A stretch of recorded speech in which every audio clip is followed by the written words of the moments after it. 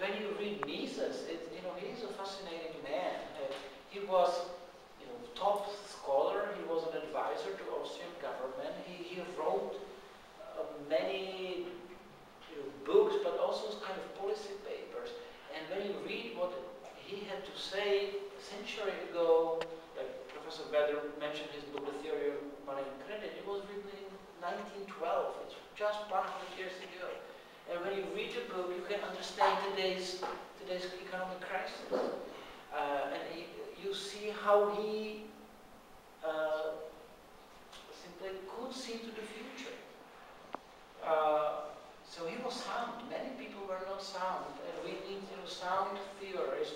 And I guess time here tell us who to read and whose ideas to think seriously about it. And the Austrians are exactly the one. They saw the horrors of socialism. They saw the inefficiency of socialism.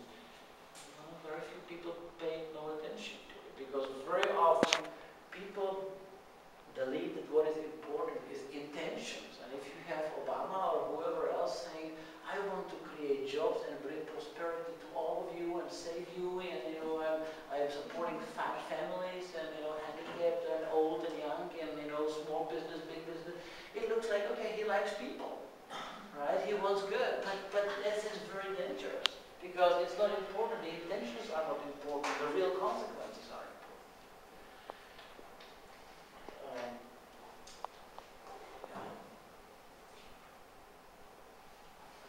Explain how more socialist countries in the EU view the Czech Republic. I guess Czech Republic in many respects, especially thanks to President Klaus, is considered to be kind of crazy, island of crazy ideas. And again, just this is not a full answer, but we have still the Communist Party of Czech Republic. They still have support, some 16%. And nobody really, so far, takes them seriously here. People still remember how bad ideology it is. But on the EU level, communists are taken seriously. They are like their comrades from Greece and Spain and France and other countries. And so they are actually more respected than Czech classical liberals. And now we have these commies coming from, Czech commies coming from the EU, like members of parliament, and they say, now we know, what to do, how to organize society for the people. Now we know you have to have green technology, support, state subsidy to nanotechnology, and the future is more centralization. Unfortunately, we have these 19th century extremists like Klaus who believe in markets, but that's not European thinking. It's very dangerous. When you see the debates in the European Parliament, you wouldn't believe it. It's like idiocy, unlimited doses. And they don't have much power now, but they are gaining more and more power. And once people do not have power, and the power gets shifted to the state and then to these faraway places, there's no way how to get it back. And in the US, you have the same story, right? Read the American Constitution and see what's happening. I mean, isn't there a conflict? But it took a few centuries. But you evidently see a transfer of power from individual people toward Obama and his evils. Why hasn't Europe learned from its mistakes? Well, how come that even, in my country, people did not learn the lesson how socialism, how central planning and socialism, or what central planning and socialism causes. We always believe, let me flip this and then rephrase the question. We always believe that after this horrible experience, nobody can never ever believe in socialism anymore. And we thought, okay, well maybe those old people who spend most of the time under socialism, but when they die, there are ideas. No other support for socialism. But now we see there is a new generation of like socialists as naive and as idealistic about the beauty of socialism as what was half a century ago. So it's coming back. It's simply a long and never-ending battle of ideas. Top-down versus bottom-up. Classical liberals, defenders of private property order versus regulators, nationalizers, and so on and so forth. So it's not a question of, like, you never learn. People never learn. It's still, it's an ongoing battle. And by the way, that is why the whole industrial think tanks exist. To keep some ideas alive, so that when there is a crisis and people start shopping for other ideas, there are good ideas around. And from time to time, you can get good ideas and shift the country in a certain direction. Such as after the fall of communism, we went more to the Austrian direction, or Ronald Reagan wanted to solve stagflation. He had a kind of direction to move. Yes. Well, I wanted to say that we're still in this post-communist, kind of 6 years from the point of sociology. But I suppose that we have really problems with our government as it's very corrupted, and it created some kind of like a matrix. So on another part, it's good that basically the European Union makes sure that there are not gaps in the law and so on. So you don't think so? Well, that would be good only when you can be sure that the laws are good laws. I'll sort of, I need to quote Mises in here, and I need to sort of shift a little bit the question, but this is the same thing. Mises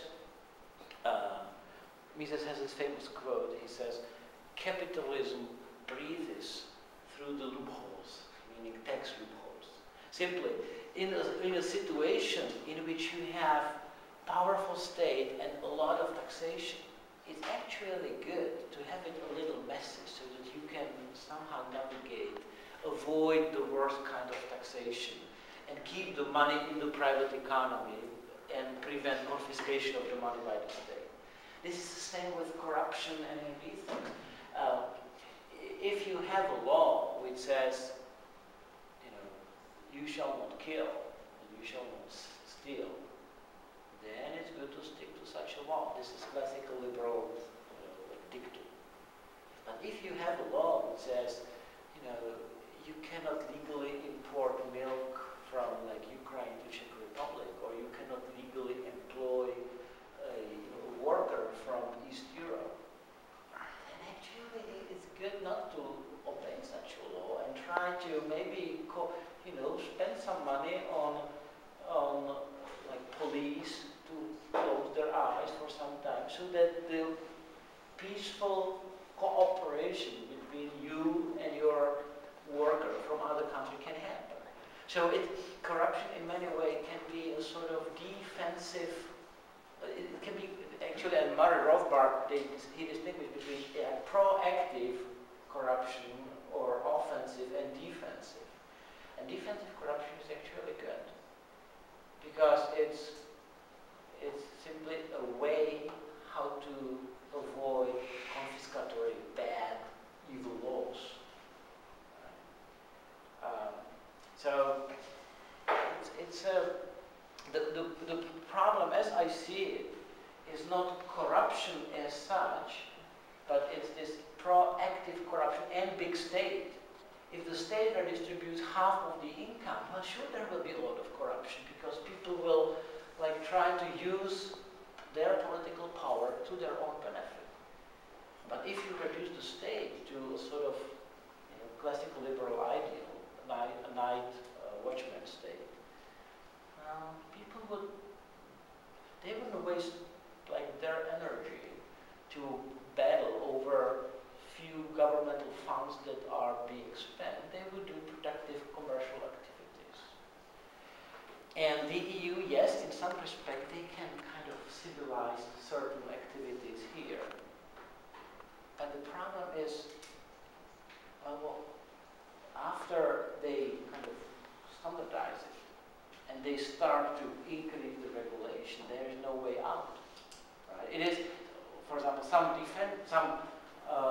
people who criticize flat tax say, okay, well, maybe it's good to have simple tax system, but the danger is that you start with a simple tax system so that everybody will not, or everybody would participate in the system. People would not hide their incomes and so on.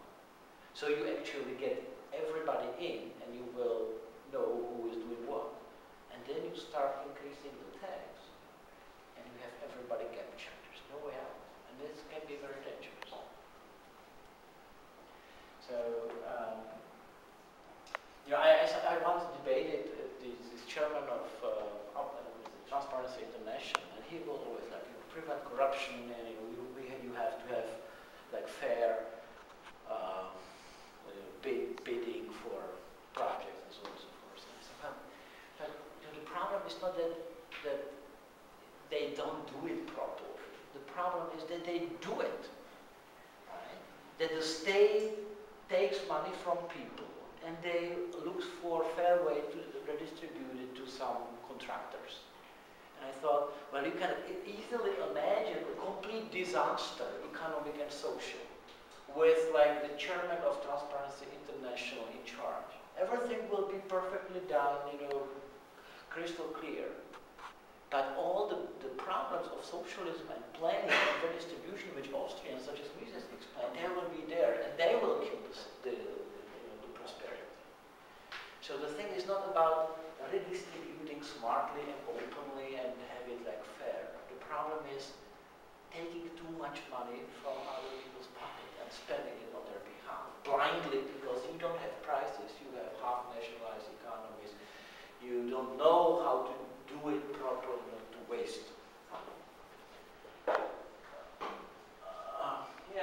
I responded to this. Yes, centralization feeds nationalism. I'm not a political scientist, but you see here, or in recent years, a huge increase of nationalism in Europe. All these nationalistic parties from Finland to France. This is a direct consequence of interventionism and centralization. What steps would you suggest for a successful transition to a free economy? Indeed, it is difficult to do it. But the general lesson, I guess, Roger Douglas nicely summed it up. He said you have to act fast and do it in like big packages, so that you don't have it like one sector is deregulated and the other one is not.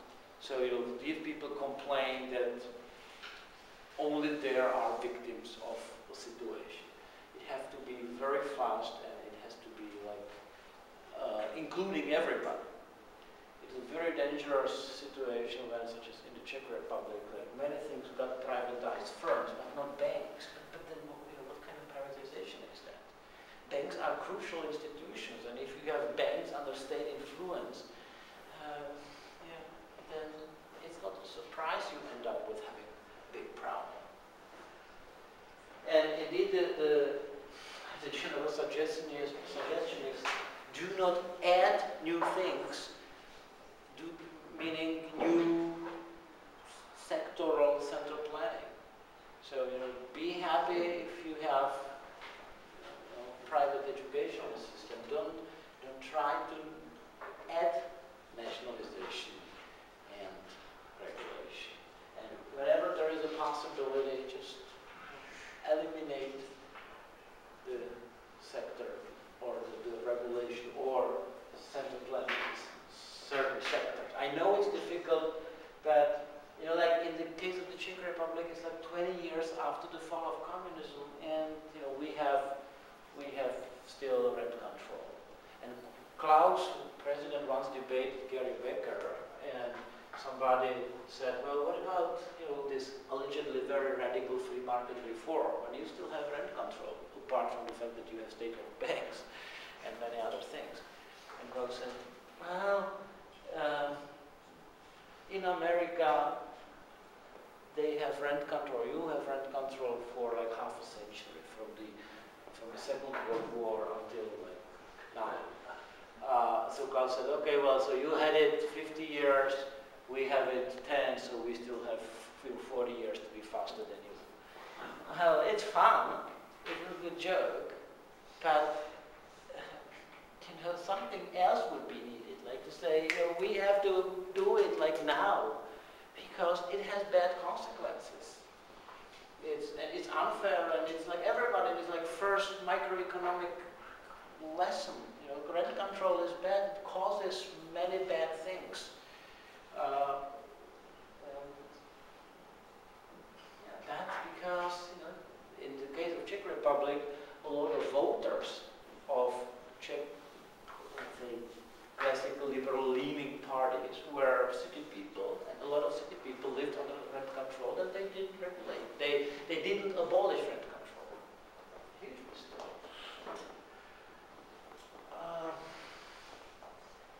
Benefits of the European Union.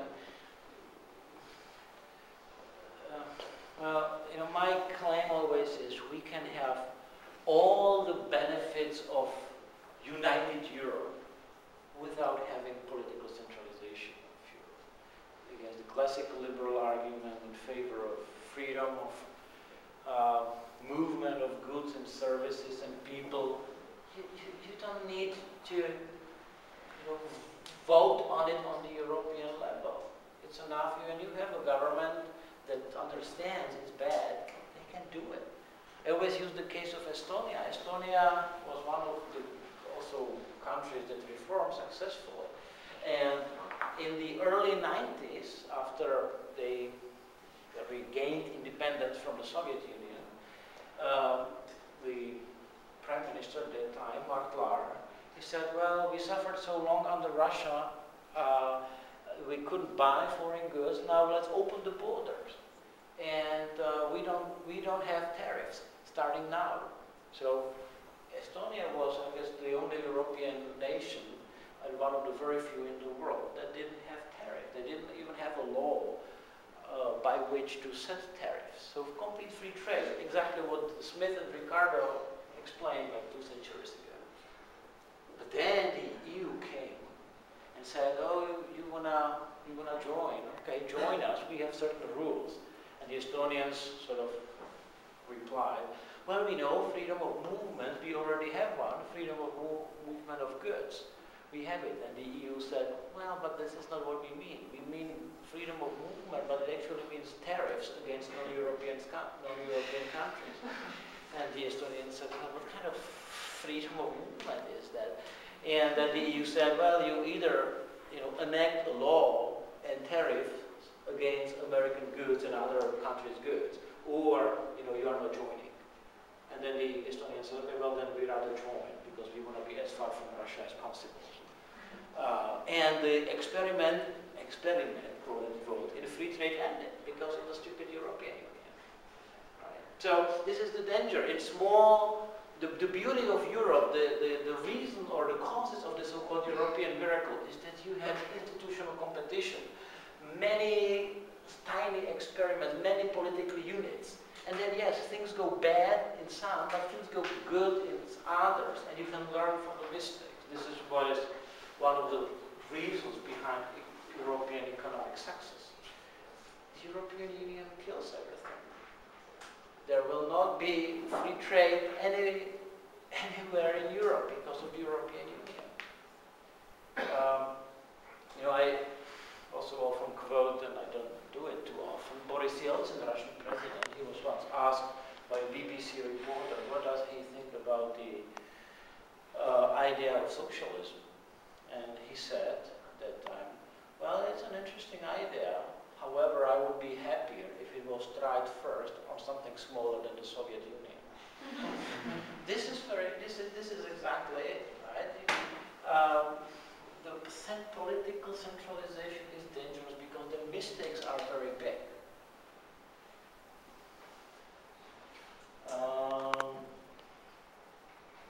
The EU without Europe would be a good idea.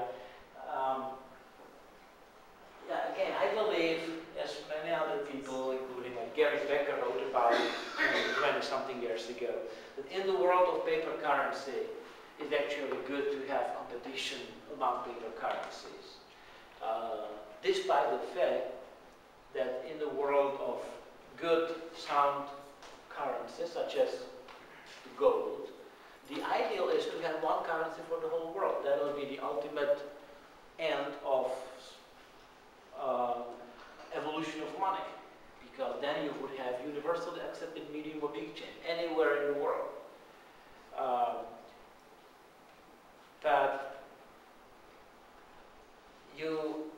So it's good to have one money, but you have to be sure it's one good money. And the worst possible thing that can happen is that the world will have one money, yes, but bad money, and no escape route. And the creation of euro as in the world of paper money is actually a step toward eliminating options. It's a step toward leaving people of the world with very few options in terms of currency, all of them being bad, because what you have now is a cartel of the paper bank producers, central banks. And this is very dangerous. So I like the idea that you have Italian lira and German mark to be used by people in, let's say, villages very close to each other. Just on the one side of the mountain, marks are used, on the other side of the mountain, liras are used. Because then you see that on lira, Italian currency, you have so many zeros, nobody can actually understand what it means. And you have German currency, which is sort of reasonable currency.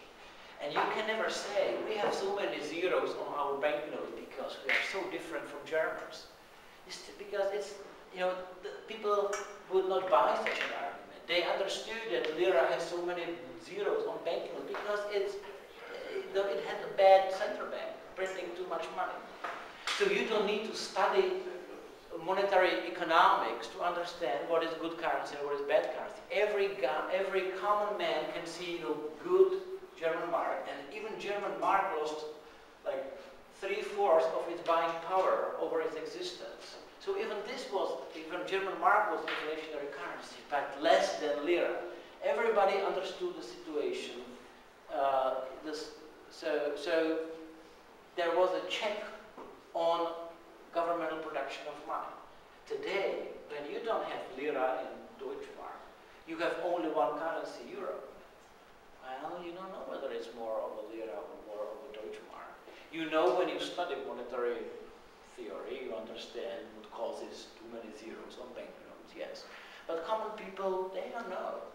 And if you say, okay, well, but this currency, we don't have any other currency to compare, to dollar, it's not much of a benchmark. But you may say, well, euro versus Swiss franc, and you always, politicians or central bankers have this excuse, but Swiss franc is different, they have higher mountains or whatever. So they have an excuse, and many people buy it. So the beauty of competing systems, regimes of provision of money or other kinds of regulations is good because people understand it better and they can then watch politicians not to misuse their power. Political centralization hides everything. And then you simply, it's then all politics. And you decide not because of the merit of the processes, but because of whatever color of the times.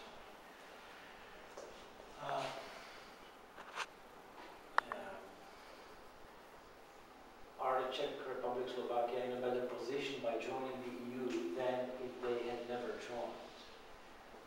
I believe there was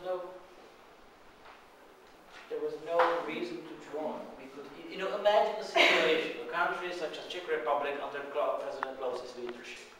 They would say, okay, we eliminate income tax. Now, what will happen?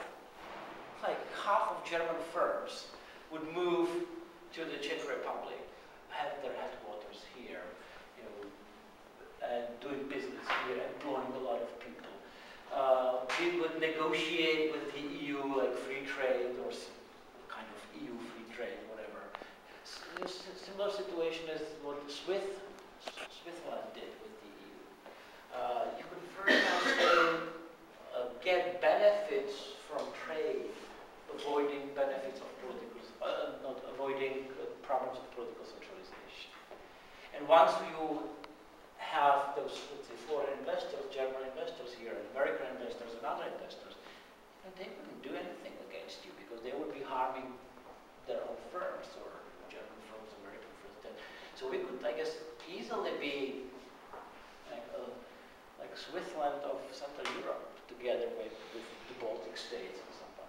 Now, what power the Czech politicians have?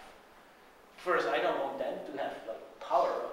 That's for one. But now, when they go to Brussels and they sit on all these meetings, they are completely irrelevant. They can't do anything, right? So Klaus can go somewhere and give a nice speech, but it has no effect whatsoever.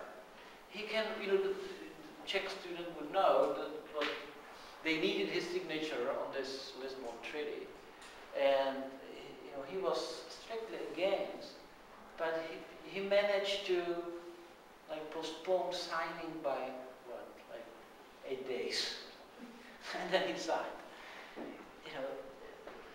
It's like there is a complete shift of power to Brussels, and compared to a situation where Czechoslovaks and Poles and Estonians would have, classical liberal Central European Union, which by the way was what probably Mises suggested, that we would keep our independent decision making to some extent at least. Now, no power at all, deciding on anything. You just spend now other people's money, being Czech central banker or Czech minister of finance, and go for trips to Brussels and those meetings. You just nothing is decided by small countries. Obviously, when you politically centralize, then big players decide.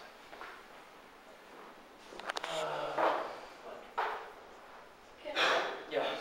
The socialism wasn't good. The EU doesn't seem to be to you. So you feel like the Czech Republic or Slovakia, was in some space without the EU, it would be better for us. So you can imagine that, what's your brief solution for this? Yeah, to get out from the EU. Well, I hope we will go out. Because otherwise we'll be part of this process of slow deterioration. It's the same way as it makes sense for some countries to be out of Eurozone or not have euro or have other currency. It's for the same reason it is better not to participate in every centralization process. Why? If you consistently see this slow deterioration, take for example, fall of communism in Eastern Europe. If you see that as a victory for market economies, for supporters of that, and then you say within a generation, people that lived under that, are going to die off. The next generation is going to come around, and they'll have the same delusions that socialism is this great, wonderful thing. How do you fight apathy, personally? If you see that there's always this slow deterioration or just this constant back and forth, how do you combat that? Well, you have successful examples of changing this trend, such as free trade movement in Great Britain. Few dedicated people with meaningful ideas can actually bring reason back to policy debates. And that's what they did. So, and we could find other examples as well. So it's not forever. Britain has tariffs now higher than they used to have. But for some time, half a century, it created huge benefits for many, many people and for the whole world. So there are small victories. But as I said, there must be the sound ideas around, because otherwise, simply when the crisis comes, and changes happen only when there are crises, and only bad ideas are around, then it can go to hell. Right? And again, it happened many times in history, like Roman Empire and all these things. So, why do you think we have this summer school? Do you think it's only because I wanted to show you like how good beer in Prague is? No. Because I know we care about ideas, and it is important to understand that classical liberal ideas are worthy to be studied. And we believe all of you will once become successful people.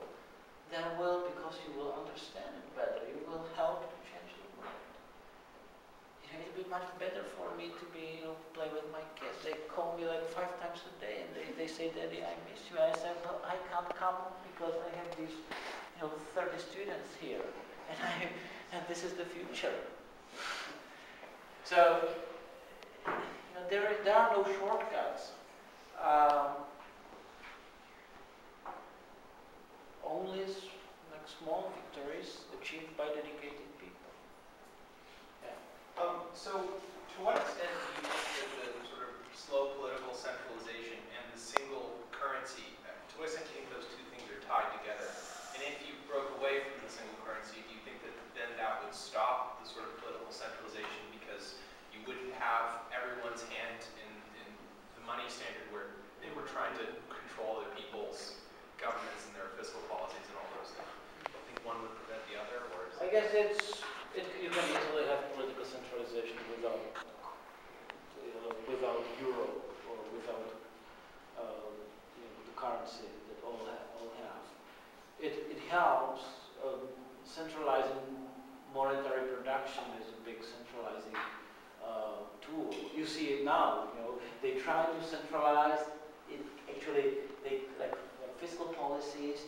They saw they couldn't do it, because it was too much at the moment. So then they shifted gears and said, well, what about this wonderful currency? Let's have one currency that would save money. We would not need to exchange from one currency to another. People say, okay, well, that's actually, it makes some sense. Then, so for political reasons, common currency was established. And now what they are saying is, once we have this currency, we actually have harmonized fiscal policy as well, and taxation and everything, because otherwise the currency would not be stable. And they achieved the goal which they originally wanted, to centralize fiscally. So in the end, there we will have fiscal centralization and monetary centralization and political centralization. So you can have one without the other, but they sort of reinforce each other. And again, you see only kind of one-way street toward more and more centralization. Even here, when we were being brainwashed into believing how great the European Union is, and there were government-sponsored videos or TV spots saying, join the great family of European nations.